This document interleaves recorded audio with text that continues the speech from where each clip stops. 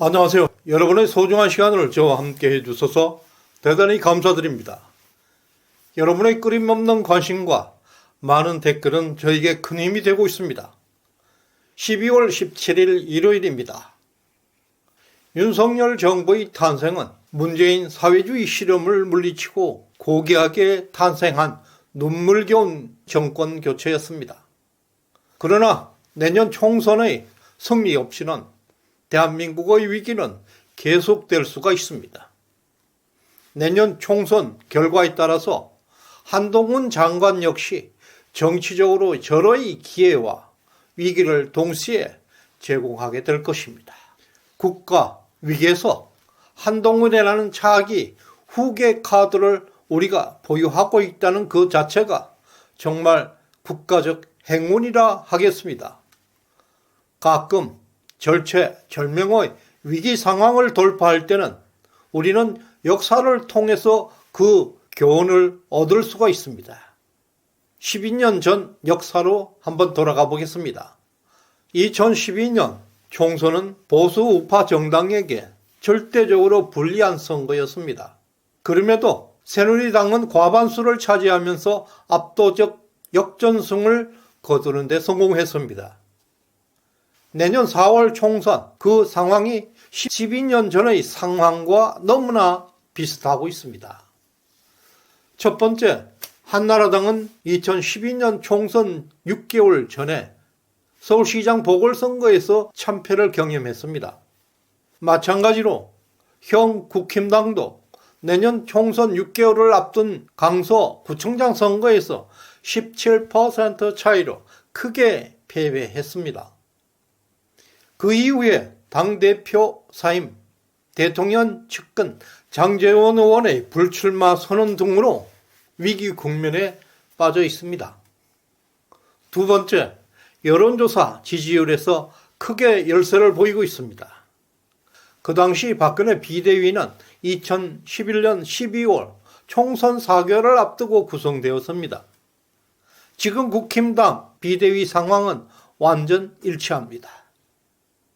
그 당시 정당 지지율 여론조사에서도 2012년 1월 리얼미터 기준 민주당 지지율은 39.7%, 한나라당은 29.1%로 두 당의 격차는 무려 10.6%까지 한나라당이 뒤지고 있었습니다. 한국갤럽에서도 민주당 29, 한나라당 22%로 민주당이 오차 범위 밖에서 절대적으로 우세하고 있었습니다.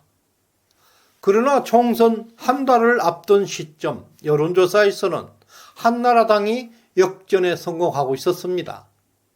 리얼미터에서는 새누리당 40.3% 대 32.7%, 한국갤럽에서도 31대 26으로 지지율에서 역전을 했습니다.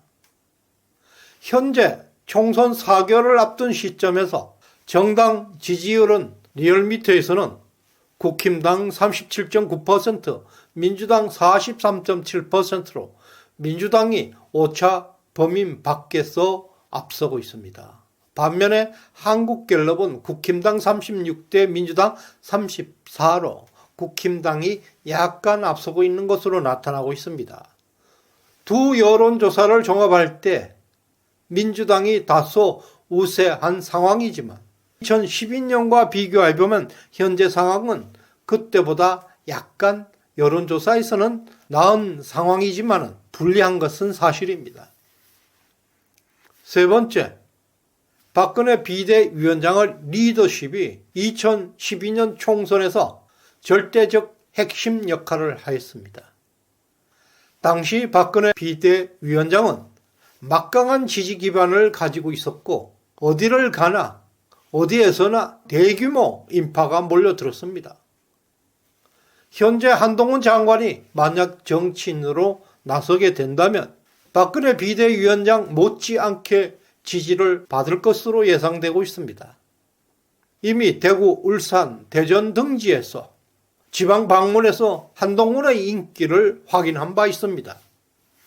특히 한동훈 장관의 지지층은 20대에서 70대에 이르기까지 모든 연령대에서 고른 인기를 얻고 있습니다.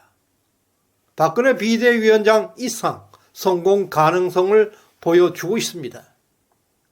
2012년 총선 승리는 그렇게 불리한 상황에서도 보수 우파의 저력과 능력을 드러낸 역사적 성공 사례입니다.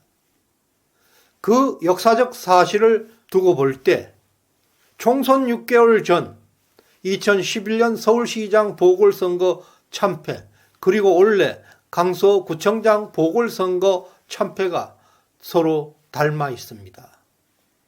둘째, 여론조사에서 정당 지지율 변화는 2012년 총선 3달 전에 민주당이 우세했지만 총선 한 달 전에는 새누리당이 역전하는 상황이 벌어졌습니다. 마찬가지로 현재 총선 3달을 앞두고 민주당이 우세하고 있습니다. 과연 한 달을 앞둔 내년에는 역전 가능성에 주목하고 있습니다. 셋째, 비대위 구성과 비대위의 리더십입니다.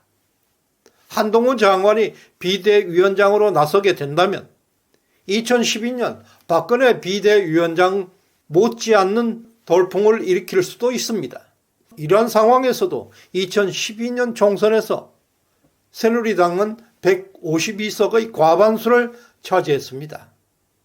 특히 그렇게 불리했던 수도권 선거에서 선전을 했습니다. 서울에서 새누리당 16석, 민주당 30석, 경기도에서는 새누리당 21석, 민주당 29석, 인천에서는 6대6으로 동률이었습니다. 수도권 총 의석수는 새누리당 43석, 민주당 65석으로 6대4까지 따라붙었습니다.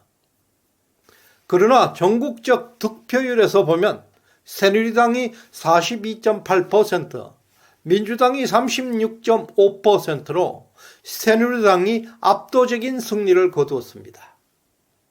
이러한 역사적 사실은 우리 보수파에게 불리한 여건임에도 불구하고 압도적 승리를 이뤄냈다는 잠재력을 보여주고 있습니다. 따라서 이번 총선을 앞두고 한동훈 카드가 있다는 사실은 우리 대한민국 보수 우파들에게 엄청난 자산으로 남아 있습니다. 이와 같은 역사적 성공 사례를 감안하면 한동훈 카드는 폭발적 변화와 승리를 약속하고 있습니다. 한동훈 장관은 탑 오브 탑입니다. 최고에 올라본 사람이 정상으로 가는 빠른 길을 알고 있습니다. 한동훈 장관은 정상뿐만 아니라 탄압을 받고 바닥 밑까지 경험했던 인물입니다. 최고 전문 경력을 통해서 강력하고 원칙적인 리더십을 입증받았습니다. 그의 전문성과 결단력, 그리고 체계적인 접근 방식은 보수파의 위기에서 당을 재정비하고 새로운 방향을 설정하는 데 결정적인 역할을 하게 될 것입니다. 한동훈 장관은 위기의 상황에서 최적인 비대위원장으로서 가장 큰 매력을 가지고 있습니다. 공직자로서의 청렴함, 대중적 인지도, 그리고 그의 전문성입니다. 그의 청렴함은 부패와 비리로 찌들어 있는 민주당에게는 강력한 핵폭탄이 될 것이고, 세대를 초월한 대중성은 구질구질한 국힘당을 새로운 희망의 정당으로 탈바꿈시키기에 충분한 능력을 가지고 있습니다. 역사는 반복될 것입니다. 한동훈 장관의 등장으로 이미 적들은 떨고 있습니다. 불리한 여건임에도 내년 총선은 우리들이 함께 만들어가는 승리의 역사가 될 것입니다. 우리는 영원히 함께 할 것입니다. Go together.